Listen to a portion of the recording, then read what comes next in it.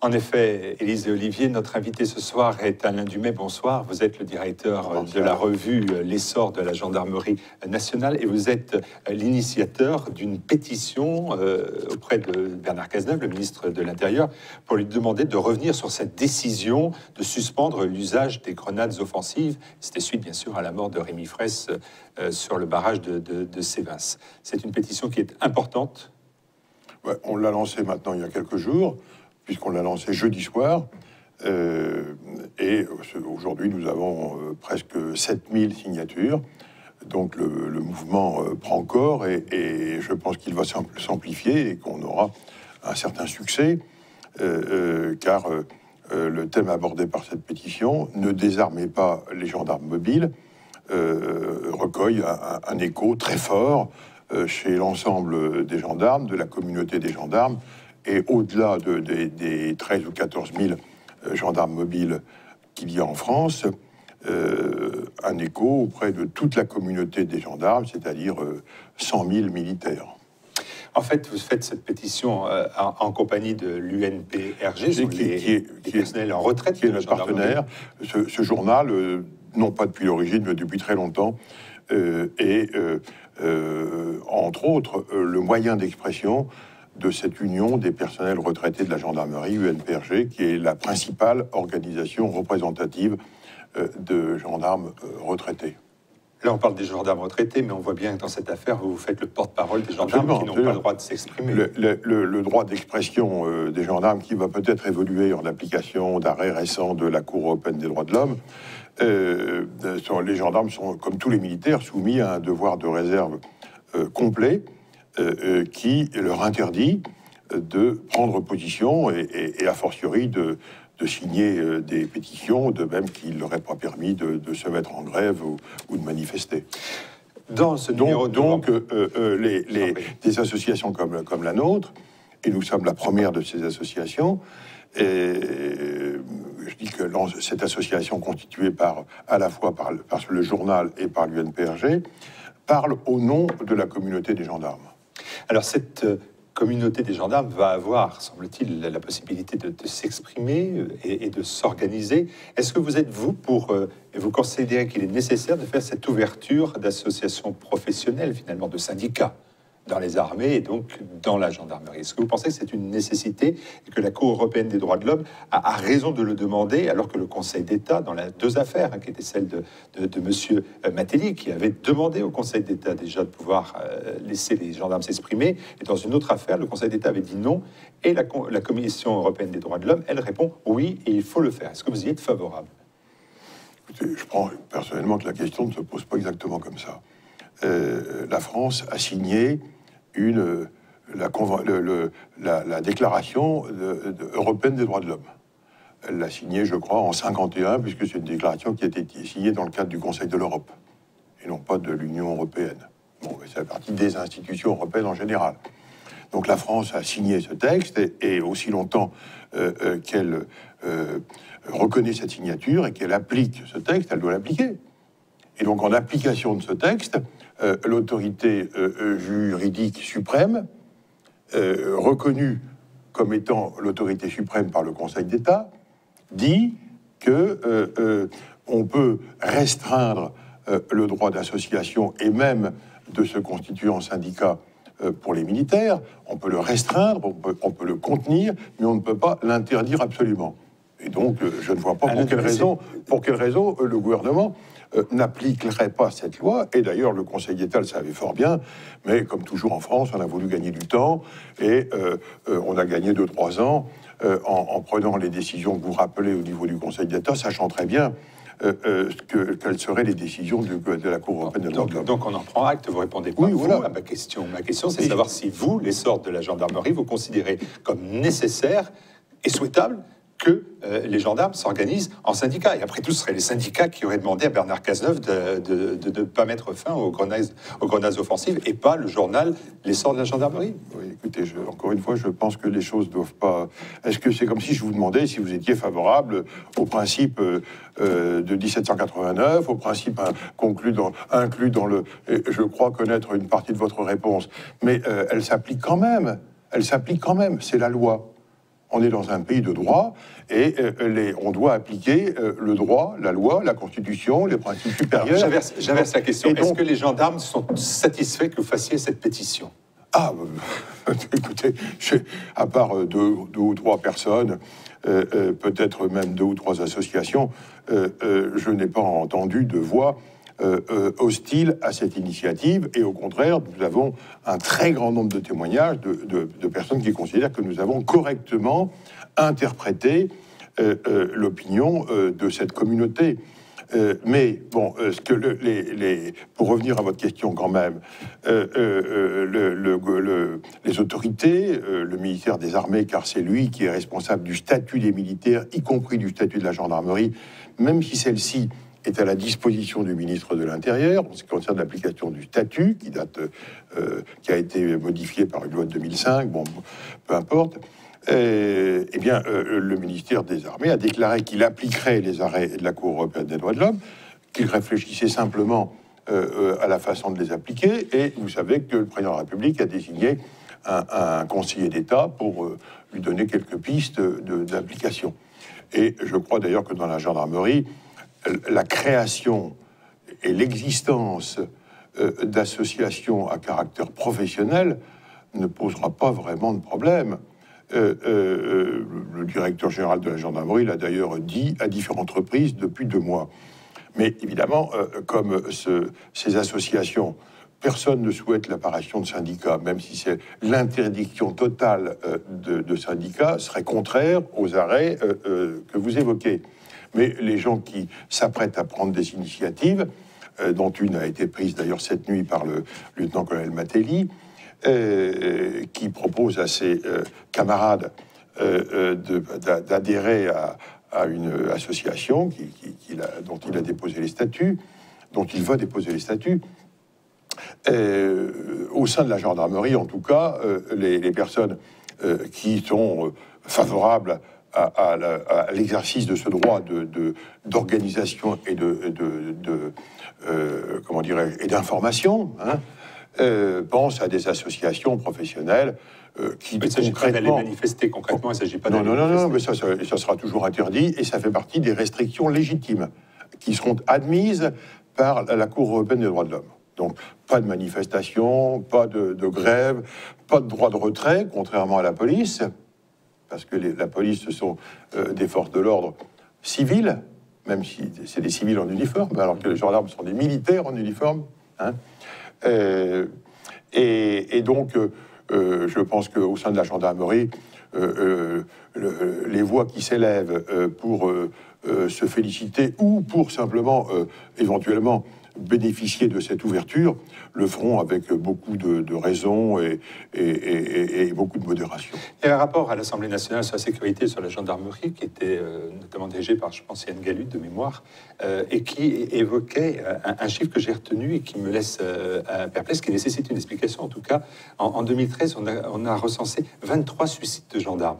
On parle des suicides de policiers, on en a 47 depuis le début de l'année.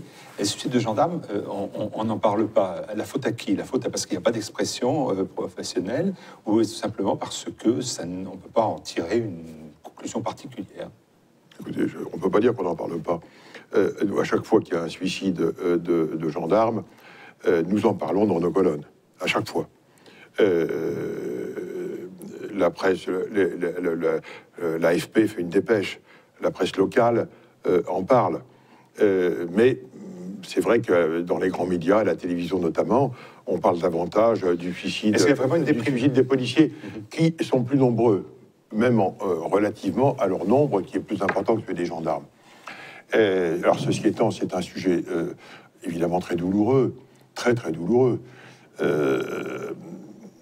Les gendarmes on porte leur arme 24 heures sur 24, car vous me direz, quand ils dorment, eh bien leur arme est en général sur la table de nuit, alors que les policiers rangent leur arme au râtelier quand ils rentrent chez eux, en civil. Donc les conditions, les modes de vie sont différents. Et puis bon, il faut quand même relativiser, il faut comment dirais-je, s'attrister évidemment de chaque cas individuel, qui n'est pas toujours lié à l'activité du service. la plupart du temps même, encore que l'activité de gendarmes, presque tous les gendarmes participent peu ou prou au maintien de l'ordre, est une activité dont on peut deviner qu'elle génère un certain stress, que c'est pas une activité facile. Mais bon, on peut aussi comparer les suicides dans la gendarmerie aux suicides à France Télécom ou ailleurs. Et la différence ne serait pas considérable. On peut parler quand même de détérioration des conditions de travail et de vie des gendarmes. Je prends le parc automobile. En 2014, la gendarmerie disposait de 30 000 véhicules.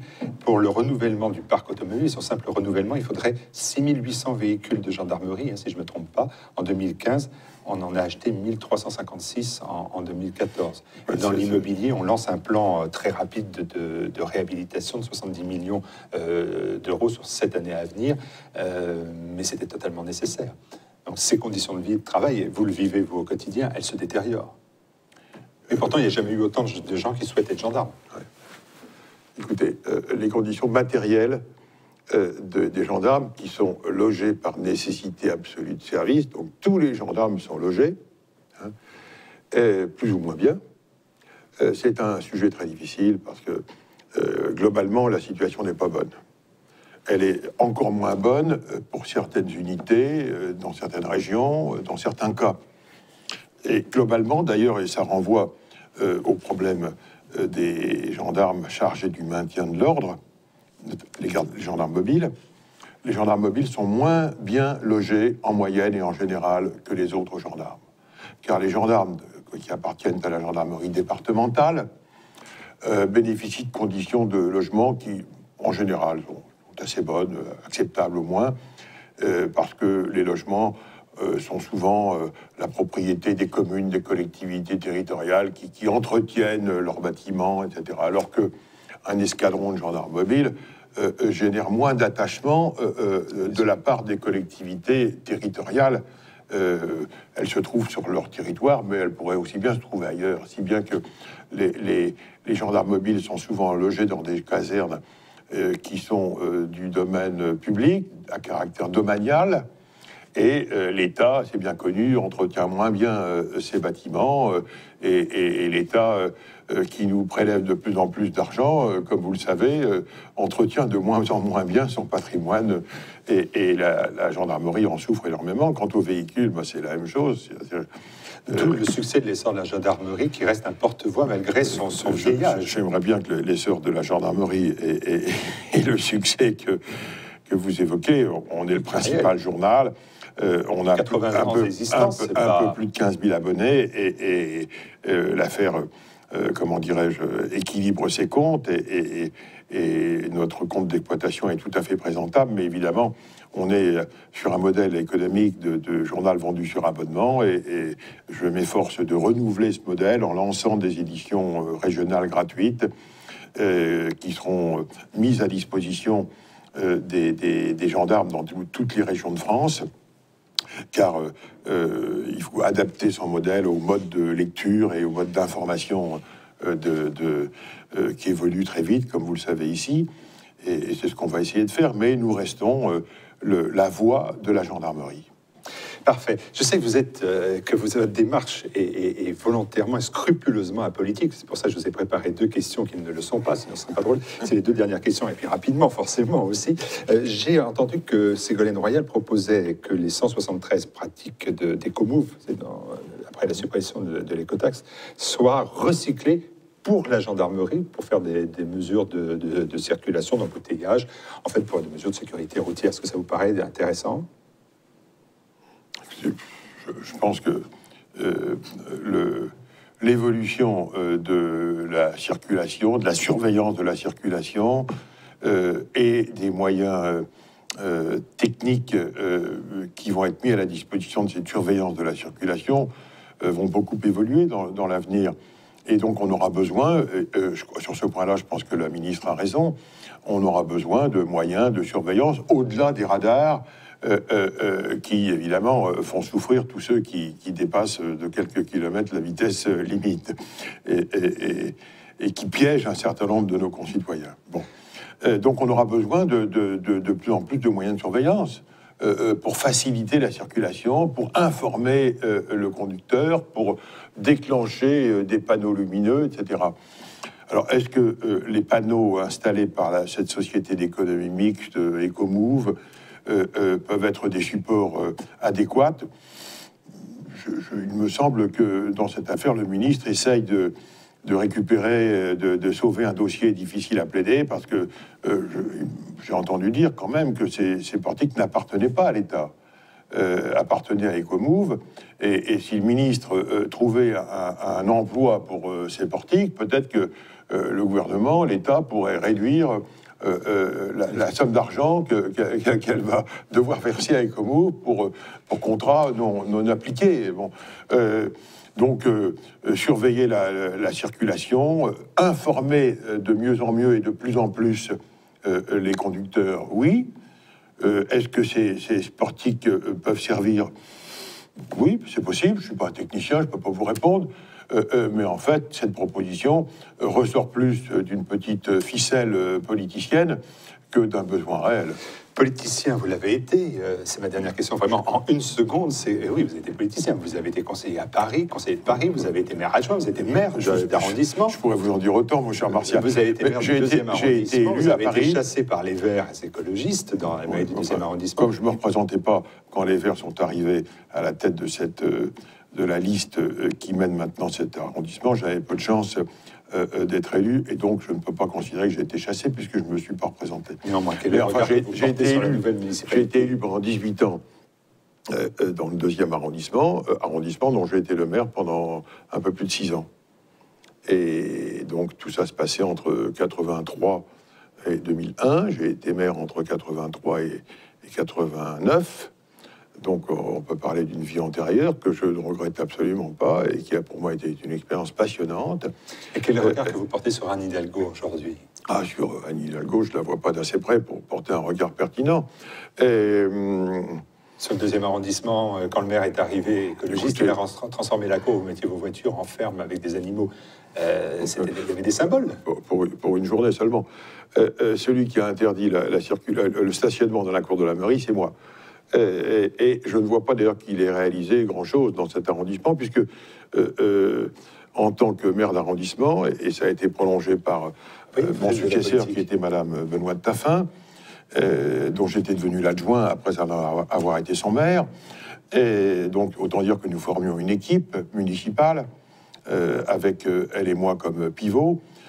Nous avons créé un nouveau quartier à Paris qui s'appelle toujours le quartier Montorgueil. D'accord.